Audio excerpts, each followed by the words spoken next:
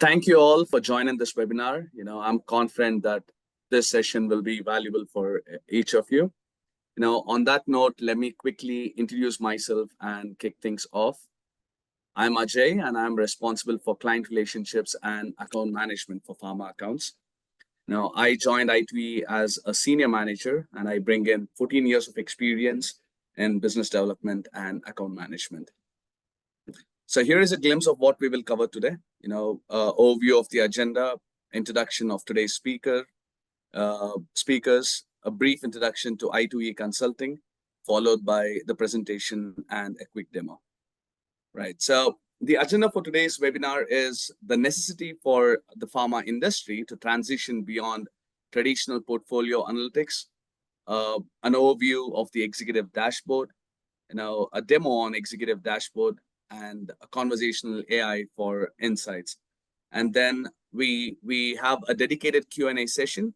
In the interest of time, we have dedicated the last 15 minutes to Q&A, but please feel free to drop your questions in the chat and we'll try our best to address them in the call or during the Q&A. And if time doesn't permit, we shall get back to you over an email. Perfect. So I'm pleased to introduce today's speakers. Carlos Nunes, he is the Vice President of Portfolio Analytics at I2E and a valued member of our advisory committee. He has over 25 years of experience helping leaders across various organizations in making decisions. Carlos spent nearly 23 years at Pfizer, where he oversaw portfolio and decision analytics. So he was also responsible for portfolio solutions and processes, enabling pipeline investment, decision-making for the C-suite, and business unit leadership. So today's call is an opportunity to tap into Carlos's extensive expertise, aligning it with the interests and goals of this webinar. Let me also introduce Krishna Kumar. He is the practice lead for data science and AI at I2E. With over 17 years of experience in generative AI, computer vision, machine learning, and automation, Krishna has made significant contribution across pharma, banking, and social media sectors.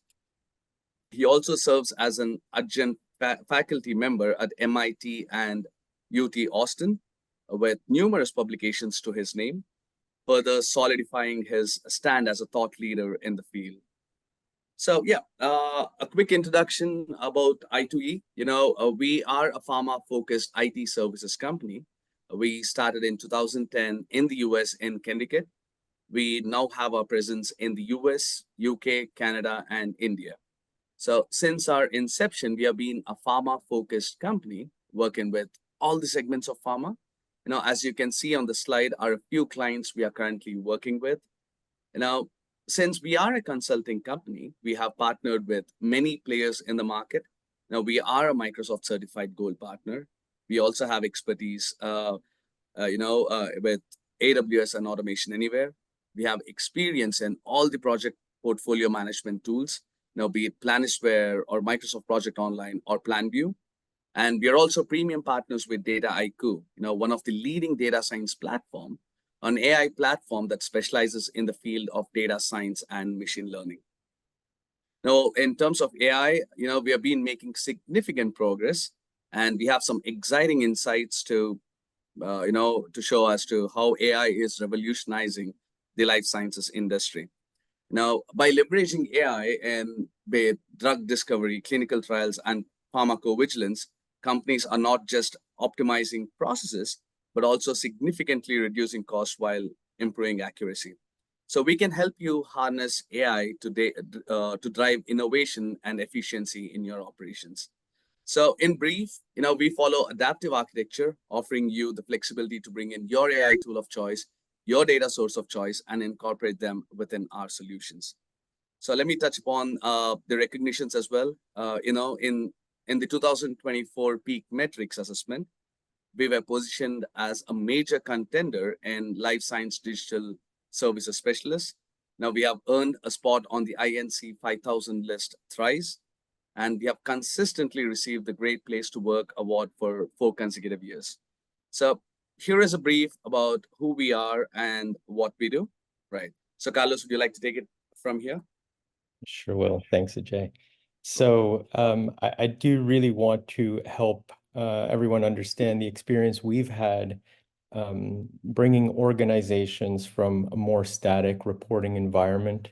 Often because the reports that are delivered um, can't be easily shared in a dynamic way because of the underlying infrastructures that deliver those reports. Sometimes they're done just in Excel, and to be able to have confidence to deliver an interactive environment for executives, you need to be moving beyond sort of the traditional Excel paradigm and build robust structures that allow you to deliver information dynamically. So this is what we're going to talk about.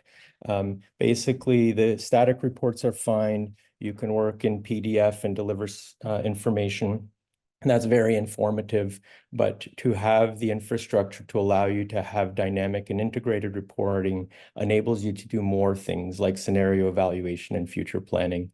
And you get a lot more capability because you're interactive with your decision-making community that way, where they can do better predictions.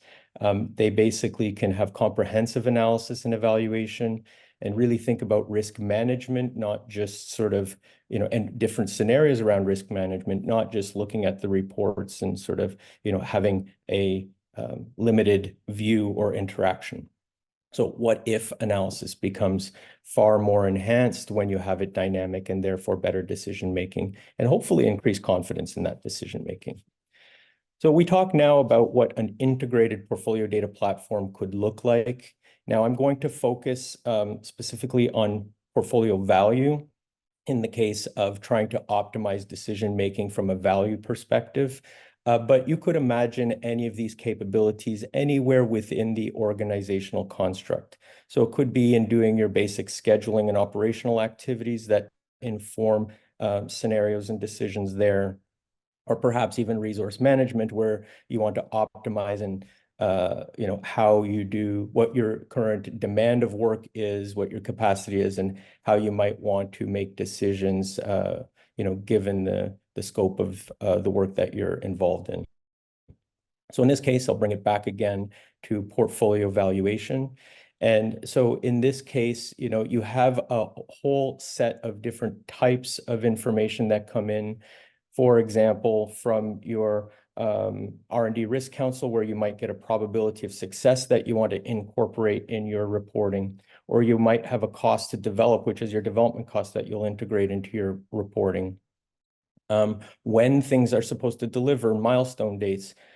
Imagine these things could come from various parts of your organization. They're data from different systems or environments. So integrating those is essential, including revenue and competitive insights. So the idea is bringing all that data together into a reporting environment helps you ask the right questions, provide the system to look at those, with different considerations, integrated, of course, and then drives better answers for, value-based results, the benefit of the decisions, and then the return on investment your organization might realize through this.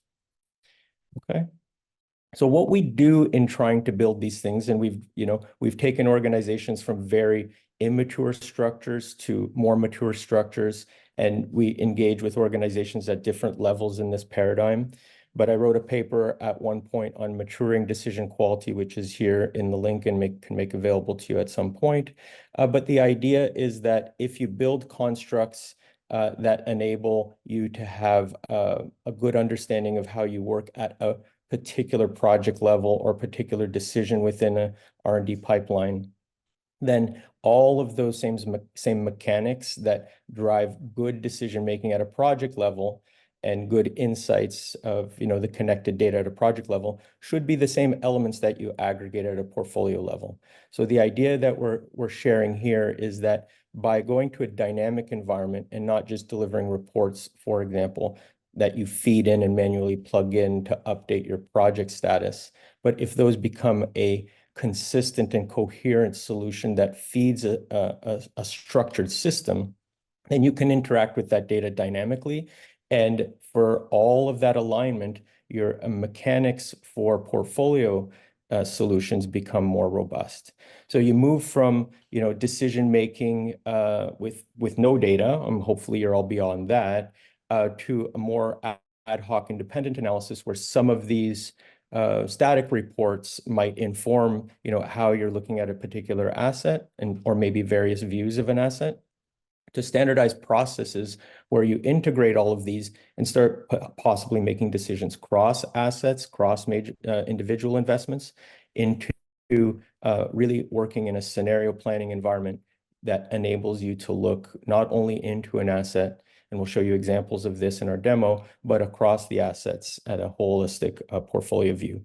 And then the icing on the cake here is that once you have this really well integrated and you have a historical repository of these kinds of information sources, plus the decisions that you've made, you can inform through automated prediction and learning, how to think about the future decisions through assistance from your historical knowledge reference.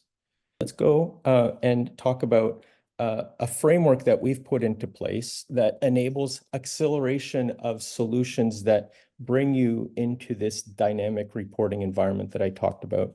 So here's an architecture diagram for what we have been leveraging as a framework for our executive dashboarding. And so you'll see that we have data storage systems that can be sourced from any constructs of industry standard and leading players. And then, from wherever the data is coming for these elements that I mentioned, timing, cost, risk, revenue, or, if you're in resourcing, it could be all of the resourcing available components, your capacity, your forecast, and so forth. Let's say we bring those things into using our standardized data connectors. As mentioned, we work with many of the key players in the industry. So should you be using a tool like Planisware, for example, we have standard connectors to help you draw your data from Planisware into our solutions. Or if revenue, you might be doing it in SAP, same reality. So then we bring those things into a data warehouse layer. This basically for any components, whether it be your financial data, scientific data, clinical data, from a CTMS system, for example, those would be drawn in through data connectors into what we have defined in the example that you'll see as a standardized data model that we'll store in a data warehouse. Now, currently, we use Snowflake as our mock-up, but you could use whichever of the components here are of interest. So on the front end, again, we have the ability to deliver via any reporting tools, but we have standardized the delivery mechanism as well. So all of these elements allow for an acceleration of this dynamic environment that we're proposing. So Power BI is what we typically work on, as we see that as a growing and pervasive sort of tool within organizations. But for those who have other experiences, the same mechanisms allow us to go to different reporting environments. And then the data delivery layer here, in this case, we're using AWS Glue, but we can also use some of the other partner products that we are familiar with and partner with as well. So all of these make up sort of an infrastructure that probably feels and looks like some components of what you might use in your organization. We set it up as an accelerator so that you can have a quick delivery of these capabilities we're talking about.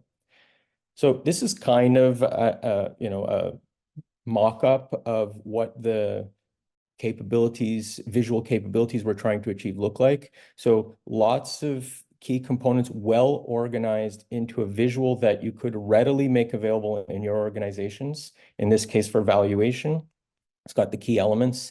And then you have lots of dynamic visual capabilities that you could easily deliver because all the data is well organized and ready to deliver this kind of structure. So without further ado, I'm going to go into the demo and give you a perspective on how that image that you saw becomes dynamic. Okay, so here is our tool, executive dashboard framework that we've delivered on top of the capabilities, the data assembly capabilities I've talked about previously. So for this example, I have a portfolio of 33 projects with an aggregation here, which is all dynamic, and you'll see in a moment, that shows you the key decision metrics that you would inform, decisions that you might want to make on your portfolio. And from a visual perspective and thinking about it, we have dynamic information here about these projects that are aggregated into views that are, meaningful. In this case, I have a net present value on an expected level. I have basically a present value, a net present value on an unadjusted level. And you could see that across other dimensions in a time series view, specifically on the cost or on the revenue. So you'll notice now, instead of the static report where I'd have to have 3 iterations here, I have a dashboard where I can look at that dynamically as I'm looking at the component of interest. Okay, so all of that is consistent here as well. Dynamically, okay, I see I have upcoming launches. I'm interested in what the launches are in 26, and I can see I have 3 of them. If I scroll down the view, everything is dynamic, so I can see the 3 projects that make that up, in which TAs they are, and, when the approvals for those might be achieved, and so on and so forth. So lots of dynamic interaction between the information across the componentry. So you could imagine in a static report, it would be very hard to navigate across all of that. Likewise, you have pop-ups that appear. They give you some specific information of what the project is, for example, and therefore you have a lot of navigation capability. You'll also notice that as I filtered for 2026, and let me go back out. So if I go back out, I have the 33 projects in my portfolio. If I'm interested in 26, it's 3 projects, of which all the metrics update. Okay, and that's true across the dynamic views. So you can really narrow down into specific information if you so desire. Okay, so let's go back to that list where all of those 26 projects or 33 projects are listed. And let me grab one that I would like to dive into. So I'll take this Pimavir here, or Pivamir, and we'll click on View the Details. And the idea here is that I can look at a single project with a little bit more precision. So I see that I have an active scenario. Now, in a dynamic environment where you incorporate scenario planning, the value is that not only do I look at the current state of that project and its specific milestones, over its life cycle, and things like its net income, its cost, its revenue, but what if I wanted to consider a different view of that? So, hey, we're thinking about a breakthrough opportunity for this project. So if we go the breakthrough path, what are the elements of interest here? So I see basically, having drawn in this scenario from my underlying systems, I see that I have a better value for the breakthrough, blue to blue, green to green. I see that I have a better value for the breakthrough. Sounds obvious. My expected, my EIRR is a higher percentage.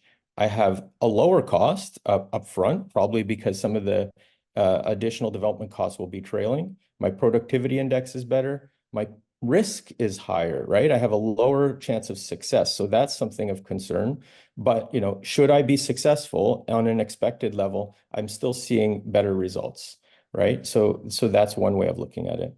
Well, so that's interesting. That seems like a no-brainer if we can go for it. But let me just look if something happens and the costs for whatever reason can't be achieved. What would it look like if I had a 1-year delay? And then the same sort of scenario comparison can occur. And I can look at sort of the differences in my time series charts. I can look at the delay difference or the timing differences from a milestone perspective, and so on and so forth. So this is just another dynamic way, not only to look at current state views, but dynamic scenarios as well. So let's just leave it at that. The idea here is a rapid deployed accelerator for visual interfaces. For those of you interested in this particular one, this could be deployed quite easily. And then, a dynamic environment that for executive decision-making should be tailored very neatly to the way that your organization operates. So we built a framework that allows for complete flexibility in the development, design, and configuration of these. So, all right. So let's go back and have a look at what's next in our journey. And at this point, I'll hand off to Krishna, and he can talk about what we're doing from an AI perspective in enabling this kind of interaction. Krishna? Thank you, Carlos. Good morning, good evening, good afternoon, folks. So once again, the next section of this particular webinar is going to talk about primarily what next for our executive dashboard, right? And the entire world is in a, kind of a gizmo for AI. So that's why, we also thought, why not just add some AI, right? And see how it goes. Well, not really. That's not our thinking. The way we are thinking about it is this particular executive dashboard sits on the data that really hits all the nerves of your business, that can really turn profits into losses, losses into profits, and can convert those profits into the next level where you can reach out for your business and achieve that next level of success. So to do that, the best way to do that is to apply techniques which are going to allow you to get there. It means that not just rely on what has happened in the past, but also try and see what happens next. So there are total 5 themes on which we are concentrating primarily to apply our AI related capabilities so that you can get the next level of insights, next level of recommendations, actions, and next level of results from your data. One of them, the first one of them is the predictive analytics, as I just discussed. It's not just any predictive analytics, it is custom predictive analytics. What do we mean by that? Is you have your data stored at various different granularities, at various different geographies, at various different levers. Now, if you're setting up a dashboard and you're setting up a specific line of predictive capability, then what if I want that same predictive kind of analysis done at a different granularity for different levels for different? That's where this custom predictive analytics piece comes into picture. It allows you to make on-the-fly predictions, on-the-fly forecasts at various scenarios with different granularities as well as at different levels. So that's our capability, or that's our offering that we are building right now. Conversational AI. So now everything in the world right now is moving in this direction. And rightly so, because the next evolution of how you interact with the machines is in our own language, the human's language. And that's why you have to use the regular English, Spanish, the French, the 3 of the most common languages in the world, as well as some of the other common languages like, the Asian languages, which have been around for a very long time. So how about we talk to the computers in the same language? And here the objective is that not just you talking to the computer in your language, but the computer also talks back to you in your language. Essentially, it is understanding your language. You ask a question, I want data for so and so years and for such and such period over period. Okay, I want to see how many projects I've completed in this period compared to the previous period. You ask this question in your language, not just through text, but also through voice. And the system comes back and tells you, okay, this is what I've done. You can ask a return question that how many were successful? What was my success rate? What was my hit rate? It gives you a nice pie chart showing you 75% success, 25% not so, right? Then this is the power of conversational AI in any kind of a application, especially in a analytics dashboard kind of a thing. So it becomes a self-serve analytics platform completely on its own. So what do we mean by a self-serve analytics platform is that you no longer rely on someone to tweak a particular page to add a new view for you. You create your own views on the fly and make decisions on the fly using those insights, right? So you are getting all these insights, right? So what do you do with these insights? Of course, you're going to make decisions. You're going to take actions, right? So that means what kind of recommendations can be given to you? If you generate an insight that, okay, in the last couple of months or in the last quarter, okay, I have seen my sales steadily declining. Okay. What is the recommendation? The recommendation would always be that check Is a competitor on the horizon? Check if your prices are too high. Check if there is some marketing related gimmick which has gone wrong rather. Check if your therapeutic area is no longer applicable. That's where the recommendation part comes in, and that's where the next part comes in, is what we call as the key drivers. You got the insights. Now, what are the drivers which are driving the data points that you're seeing in front of you, right?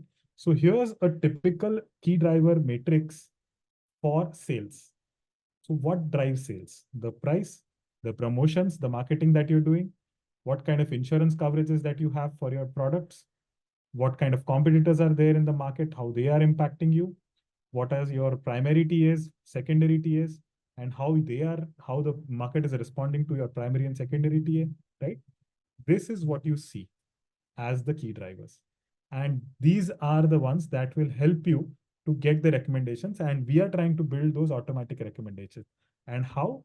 Using the drivers, using the insights, define relationships and identify causations. How is a bump in price affecting the sales? How is a new product launch affecting the market share? How is 3 new projects added into a portfolio pipeline affecting your budgets, right? So these are the relationships which identified through these key drivers can help you to find the causations, and those causations can lead to a much better upfront future-proof decision making from that point of view, right? So that's the fifth thing that we are primarily focusing on. And that's at the moment our goals for the next, I would say, couple of quarters in terms of how we want to integrate AI into the executive dashboard. This is our thinking. Yep. So yeah, I think that's all from my side as well, folks. If there are any Q&A questions, please feel free to ask them to either me or Carlos, whoever you wish to ask a question, or if you just ask a question and we'll decide who can take it. There's one question. Let me read it out. Carlos or Krishna, you can decide and take this. So the question is, which project management and decision modeling software do you integrate with?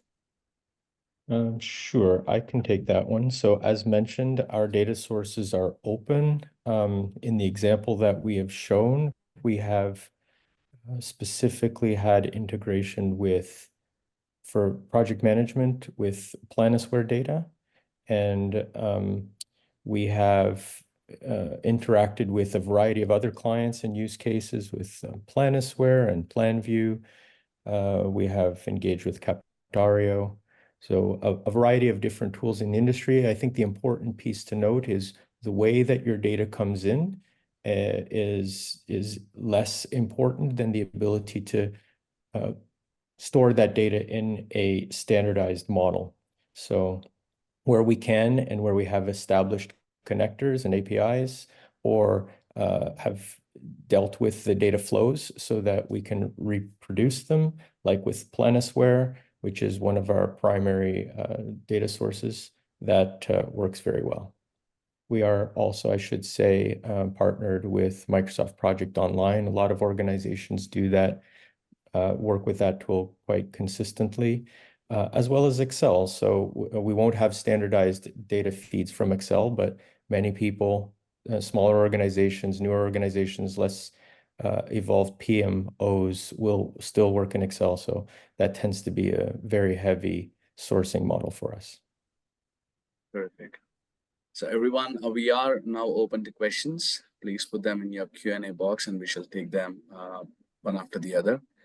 But yeah, we regularly host insightful sessions addressing the industry's pressing concerns, to stay updated on industry trends and upcoming events. Now, we kindly invite you to follow us on LinkedIn and subscribe to our newsletters. Now, your participation in our webinars would be greatly appreciated. Right, so we have another question, both. When AI comes in picture, it comes with tremendous training of the model with data. How are you achieving this, keeping in mind the confidentiality of data? Well, thank you for asking, actually, whoever did this. So this is a very important question, which is running into everyone's mind. Doesn't matter what kind of solution you're trying to build or what kind of application you're trying to build. Everyone is scared about confidentiality of the data. So uh, there's actually a lot of thought going on behind, you know, behind the scenes at I2E as well. We are trying to build an AI practice which has a bunch of AI ethics, okay, as the pillars of basically what we want to achieve over here. So the basic pillars, or some 4 or 5 things that we've already identified and we mostly stick to them, are the data privacy and confidentiality. That's the first. Second is the explainability. So whatever we do, uh, it cannot be a complete 100% black box. Whatever we are doing, whatever analysis our models are doing, whatever the results they are coming up with, there should be some amount of explainability to it. Then next, we are also concentrating on what kind of external sources are getting exposed to the data. So essentially, whenever you train your data, right? So what kind of external sources are getting exposed to that when you're training the data and putting your models out, basically, right? So whenever you do that, then there are open APIs over which people will try to connect to that, and they'll try to get answers from that, generate answers from that, right? Essentially the regular LLM chat GPT way, right? So what kind of safeguards we can put over there, right? So external safety, right? So that's another, we can say, a strong external safety or cybersecurity angle to this external safety, basically, how we want to put across that. So yeah, so those are some of the kind of, things that we are actively building as a policy internally for our AI practice. So I hope that answers your question.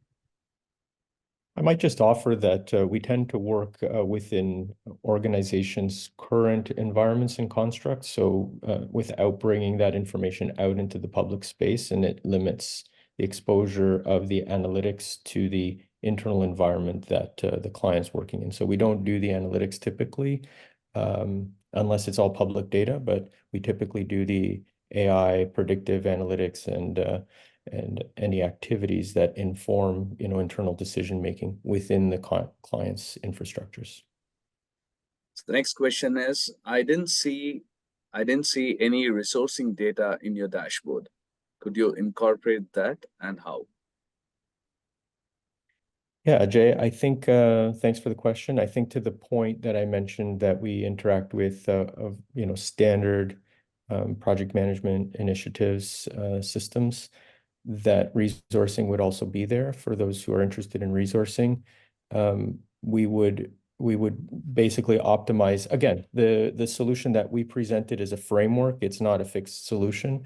So the decisions that you are trying to make, be it on allocation optimization to your organization or any decisions like that, we would reveal the metrics that help inform your decision processes and fit them to the sources of information that you're bringing in. So it's a reusable framework for delivering this dynamic and interactive reporting environment. And to that extent, what Krishna talked about in AI means that once you have the underlying framework, if the example was resourcing, or it could be sales forecasting, whatever it is, that we would put the data integration at work and then layer on the visual dashboard delivery. And through those sort of fundamental mechanisms, we can augment that with AI, generative AI sort of interface on the front end and delivery of information to those users. So Krishna, this question is for you. There has been a lot of chatter about reverse causation. What is that, and how would that work in our solutions? Yeah. Okay. Cool. Yeah. So I guess since we talked about causation, it's about definitely we should talk about the reverse causation as well. So this reverse causation, or sometimes it is also called as do-why analysis, is in a way something which we already showcased during the demo. It achieves the scenario mapping things. So essentially, you've done your driver analysis. Okay, you've got your insights. Okay, based on the driver analysis, now you can identify the relationships. Based on the relationships, you can identify causations, right? Okay, so whenever something happens, what is the cause of it? Now the reverse causation is, what if? Okay, what if I make something happen? What will be the impact of that on my current KPIs? Okay, so when I mean current KPIs, that means if I increase promotion, what will be the hit on the bottom line, and what will be the impact on the sales, right? A what if analysis. So essentially, it's a reverse analysis of causation. Once you understand the causation, okay, from the data which has been generated, or from the relationships that you have identified based on the structured data that you have been storing for years on end, okay, you have that information, you identify those relationships, then you can on the fly generate scenarios, and you can answer these questions, and you can make much better future decisions. And there's a lot of buzz going on around that in the industry, especially in the decision making space for the executives, that if I could run these kind of scenarios on the fly, okay, and I don't want someone to sit in and identify those relationships and then tell the machine that, okay, you know what, these are the causation factors. So now if I do this, then only this will happen. No, I want to just dump my data or throw my data at some magic wand which identifies all the relationships, and then I can start doing this scenario discussions, what if analysis. So that's what the entire buzz around the reverse causation is, or the do-why analysis is. I think we have answered. Oh, there was another question which I missed. So, how do your dashboards differ from other dashboard solutions? Well, I guess I would say, Krishna, you can help answer here, but I would say that we don't deliver a dashboard. We deliver a framework for enabling dashboards, and we try to make them very custom. So there are lots of applications out there, some of those of which I mentioned previously, that have dashboards embedded in them. We are aware that your data exists across the organization, not just in one particular application. So we've made a conscious effort to build a network, basically, of drawing in your data sources, integrating those data sources, and delivering optimized and customized dashboards to fit the questions you're trying to answer and the way you want to manage your business. So I would say, one, we have, although there are lots of flexible dashboarding solutions out there and you can do everything super custom, we do deliver custom dashboards with the ability to accelerate your solution, because in this PPM space, specifically in the pharma industry, although it could branch into other industries, we have ready-made connectors and delivery mechanisms that move you along quicker. So you get a highly customized solution more rapidly delivered than starting from scratch. Yeah. So just to add to this, okay, I think what we are delivering is more of a solution than a bunch of dashboards. We have a specific use case in mind, and we are delivering a solution to it. Dashboard is one of the ways in which we are delivering that solution, right? Because if you look at, fine, I mean, currently what we have only dashboards. But what we want to achieve, the self-serve analytics, the conversational AI piece, the causation piece, the key drivers piece, right? Where you can ask questions in your language and you can run scenarios on the fly. The system understands the relationships which are happening, which are there rather in your data as a ready-made thing. So that's what we are trying to achieve over here, right? So deliver a solution, a comprehensive solution for all your analytics needs. Right. So if you would like to discuss executive dashboard further, please feel free to reach out to me and we can have a deep dive session. And yeah, I think that concludes our webinar for today. And I hope you found the information valuable. Thank you everyone for your time and participation. We truly appreciate it. And special thanks to Carlos and Krishna for their insights, and to the entire backend team at I2E for making this webinar possible. Cheers and talk to you soon.